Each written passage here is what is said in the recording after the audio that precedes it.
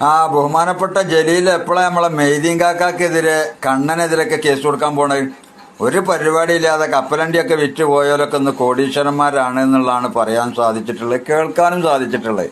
അതുകൊണ്ട് ജലീലെ നിങ്ങൾ case കൊടുക്കണ്ടോ? മൂപ്പർക്കെതിരെ case കൊടുക്കണം എന്നുള്ളതാണ് എൻ്റെ ഒരു അഭിപ്രായം. ഇനിയിപ്പോൾ കേസ് കൊടുത്തില്ല എന്നുണ്ടെച്ചെങ്കിൽ നമുക്ക് യുമ്മിയിൽ കയറി ഇറങ്ങാം എന്ന് വിചാരിക്കണ്ട.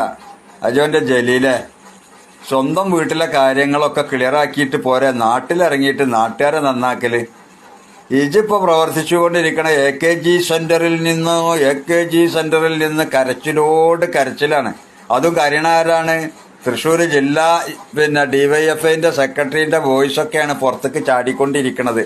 ഇനിയിപ്പോ എന്തൊക്കെയാണ്? തുഞ്ചൻ പറമ്പിലെ കഥകൾ വരാനുണ്ട്, സ്ഥലവുമായി ബന്ധപ്പെട്ട അഴിമതി പുറത്തു വരും, അന്നേരം കൊച്ചാപ്പ ഓടി ഒളിക്കുവാൻ സ്ഥലം എത്രയും പെട്ടെന്ന് കണ്ടെത്തണം, ഖുർആൻ കയ്യിൽ പിടിച്ച് സത്യത്തിനായി വരല്ലേ, അത് നിന്റെ കളി സാധനമല്ലെന്നോർക്കണേ,